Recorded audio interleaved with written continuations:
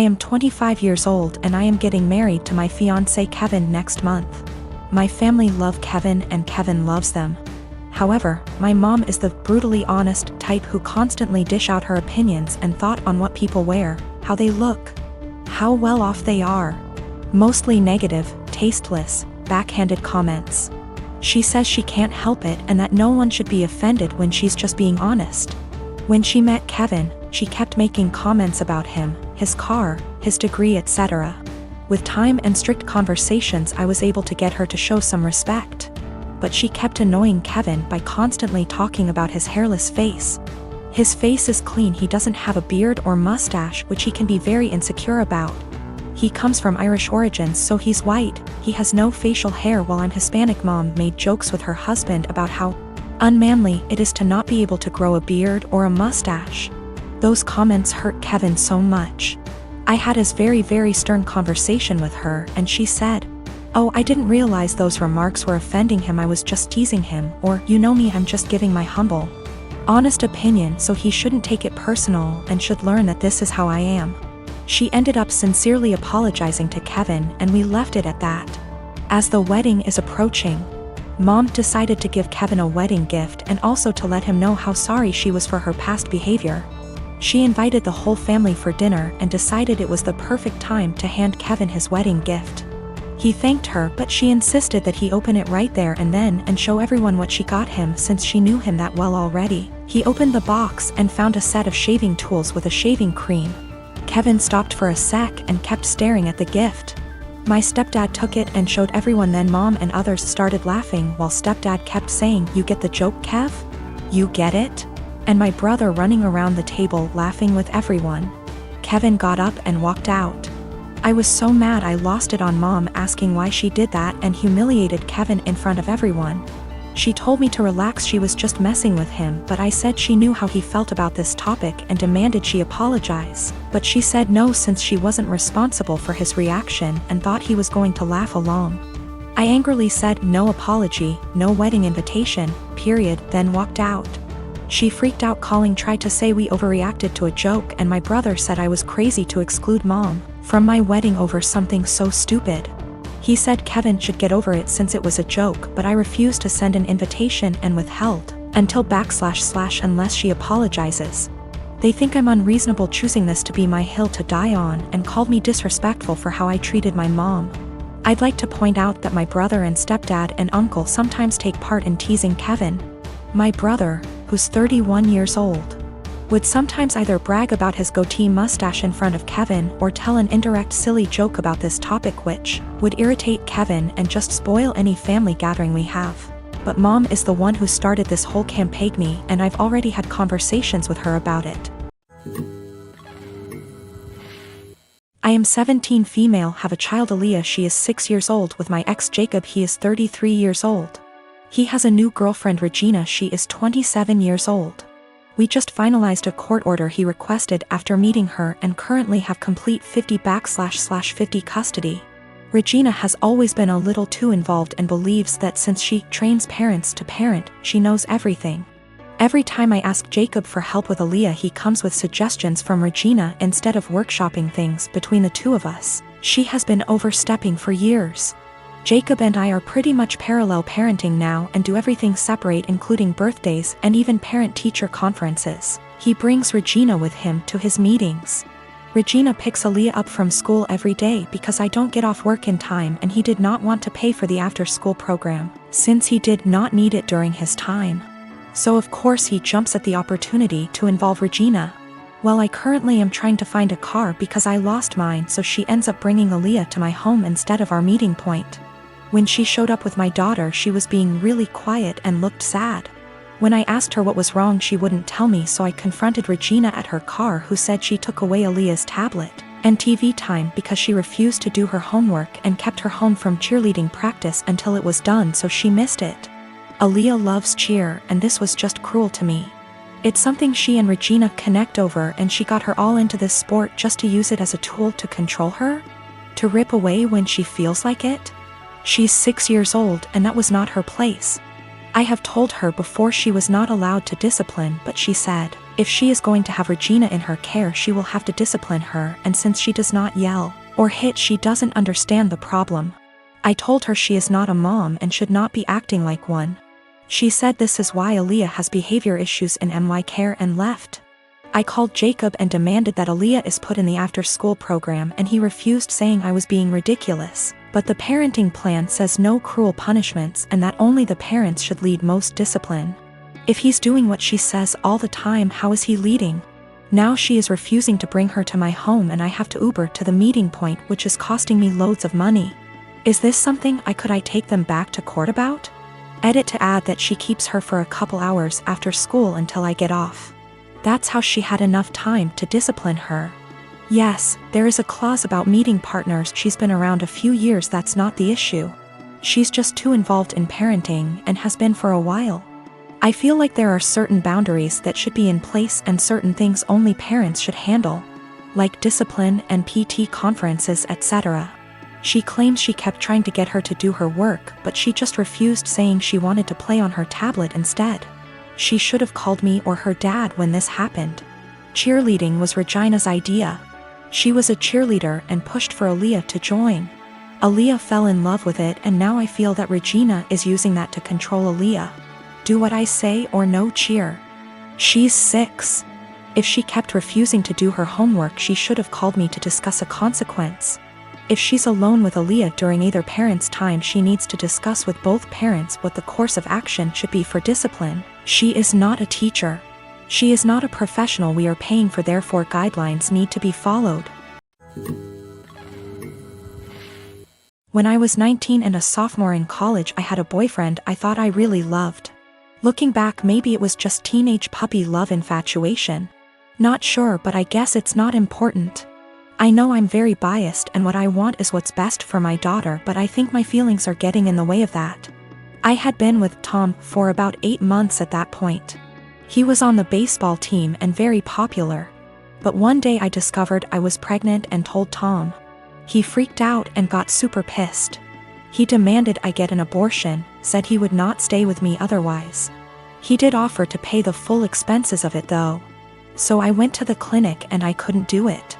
I'm very pro-choice and told myself the logical thing to do would be to have an abortion. But when it came down to it I just couldn't do it. I admit part of it was that I was afraid, but I also felt an attachment for my baby. The thought of getting rid of him / her made me feel like throwing up. So I told Tom that I did love him and I wasn't trying to trap him, but I simply couldn't have an abortion. Maybe we could look into adoption, but abortion was out.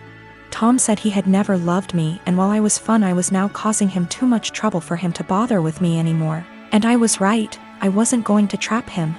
He said I was free to choose to keep the baby, and he was free to choose to have nothing to do with me or it, and to not even think of trying to get child support from him. I won't go into details, but Tom made it clear he would make life as miserable as possible for me if I tried to contact him again, get child support, etc. Maybe it was wrong to do, but I figured all that trouble and drama just wasn't worth it and I would make my own way. I was, however, devastated and completely heartbroken. I admit it really me up. I never spoke with or saw Tom again. I did consider adoption, but in the end, long story short, I chose to keep my child. Faith is 4 now. It's been a long and hard road, but I graduated college and got a job. We live in a tiny apartment and finances are tight, but we make do. I love Faith like crazy and I do not regret the choice to keep her whatsoever. She makes me a better person and we have a good life. However, 3 days ago I received a letter in the mail. It was from Tom. Inside the envelope was a letter and a check for $3,000. This is what the letter said: Vika, I know this is coming out of nowhere and I'm sorry, but I didn't know a better way to do this. I am so sorry for how I acted 5 years ago. I was selfish and a complete fool. I know that doesn't begin to cover it. These past 5 years have really had an effect on me. I got a job at Restraint. I started hanging out with different people. Good people instead of college jocks. I know I ran from my responsibility and I treated you with callous cruelty. I know I can't undo what I did, but I want to make it right. Here is a check for $3,000 for Faith. I know that doesn't begin to cover what her expenditures have been, but I wanted to show I am serious about what I'm about to say. I want to be a part of our daughter's life. I will go as slow as you like. I would very much like to set up regular child support payments as well as pay off whatever back child support I owe you for the past 5 years, including hospital appointments during your pregnancy. I know I don't deserve it, but I want to meet my daughter and be a part of her life in whatever way I can. I want to help her and I want to help you and start making up for the terrible way I acted. Here is my contact information. I am willing to do what you ask of me. Thank you for your time. Tom. I was blown away. I'm also beyond pissed off. I'm thinking of the pregnancy I had to deal with after getting dumped like that. Exams and papers I had to write. Giving birth to her on my own. The late night feedings, all the diaper changes, the constant crying. Trying to afford clothes to keep Faith warm during the winter as she grew while also making sure she didn't go hungry, the tantrums. The first steps, first words, the potty training. He wasn't there for any of that, and now he just wants to come waltzing into her life like nothing happened. After doing whatever he felt like now that Faith is out of the unfunny baby years and she's a well-behaved child who can now carry on a conversation and knows how to use toilet and doesn't wake up every 2 hours. Faith has started asking questions like, where is her daddy? How come she doesn't have a daddy? And I've been doing my best. I've been saying mommy doesn't know where daddy is, true until now. And she doesn't have a father because daddy wasn't ready to be one when she was born. Maybe that's the wrong answer, but I am doing my absolute best. I'm thinking of how Tom hurt me and bailed when life got hard. I can't stand the thought of him doing that to Faith. She's a sweetheart and quite sensitive. She doesn't understand unkindness. She makes friends with everyone and is very innocent. I've done my best to teach her to be a calm, kind, respectful person and everyone loves her. However, I do know she needs a good male role model in her life and I do feel guilty for not having one for her. I haven't had a boyfriend or dated since Tom because all my energy and focus has been on graduating college, getting a job, and being a good mother to my daughter. I never really thought about Tom much after Faith was born, but now that I am with this intrusion into our lives, I think I hate and despise him. I want him to just go away. I wanted to not even cash the check and to tell him to take his money and shove it, but my parents and close friends reminded me that that is Faith's money and she is entitled to it, and I agree. At minimum, I want to get some child support going because Faith deserves all the financial assistance and opportunities she can get. However, I know if I get regular child support, Tom will want to be in Faith's life, and frankly, I don't want that. I don't want him to hurt her and bail when life gets hard, because it is when you have a kid. I also feel like he doesn't deserve her.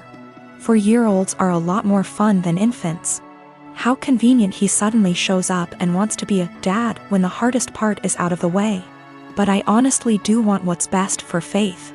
I think she deserves to have a good daddy. I just don't think Tom is. I think Faith is better off having no dad than a bad or half-assed one. She deserves the money. But am I right to take the money and not give Tom any access to my daughter? I can't stand the thought of him hurting her. The thought of dropping her off at his house where I don't have access to her makes me want to scream and run away. Am I out of line for taking Tom's money but saying that's as close as he will ever get to her?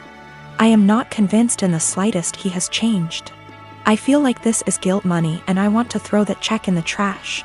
But it's Faith's money, not mine. Faith and I have a good life and I feel like Tom is going to ruin that. But is it right to keep Faith from her biological parent when he has sent the money? I hate feeling like I owe her him because of that. P.S. College boyfriend dumped me after I got pregnant and threatened to ruin my life if I tried to talk to or get child support from him. Almost 5 years later, I get a $3,000 check in the mail and a letter apologizing for what he did and saying he wants to be a dad. I want to tell him to stay the hell away from us, but I want what's best for my child. Tom is listed as the father on the birth certificate. 2 years ago, my house burnt to the ground after being struck by lightning. Thankfully, it was during the day, so our 3 kids were at school and my husband and I were at work. We lost everything, but we were safe. It took almost 11 months for the insurance to pay out. The insurance covered 1 month worth of hotel stays, but after that we were made to fend for ourselves, and the only option we had was to move in with my SIL. She tells us we can have her spare room and her office space, since she used neither of the rooms, and her stipulations was we needed to purchase all of our own food and pay her $100 a week. By week 3 all of that changed. She then decides we need to pay her $250 a week and we can only use 1 room. So all 5 of us were crammed into the smallest room she had, which was the size of a glorified closet space and didn't even fit a twin bed and a small dresser. So we lived out of trash bags and slept on the floor for close to $1,000 a month some months, and still had to purchase all of our own food, despite her claiming my children on her food stamps. She also had no bills outside of her land tax, $450 a year, electric and heating oil, which she hardly ever filled. So we were essentially paying her so she could do leisure activities. It was the worst 8 months of my life. 3 months ago my grandmother decided that she wanted to go to assisted living after a fall and transferred the deed of her house to me, and basically said it was mine now. It is a 5-bedroom farmhouse. My boys insist on sharing a room, so we have 2 extra bedrooms. Well, my sister-in-law lost her house last month due to not paying her land tax for several years and asked if her and her stepdaughter could stay with us until they get enough money to move down south. I said sure, 1 bedroom, $800 a month, and you have to buy and cook all your food separately because my daughter is vegan. She looked at me like I had 10 heads and said that she and her stepdaughter should not be made to share a room when there are 2 extra rooms, and stated she cannot afford a rent of $800 while purchasing all of her own food on top of it. I said, neither could we, but we managed to cram 5 people into a glorified closet space while you were getting $1,000 and food stamps. Take it or leave it. She decided to leave.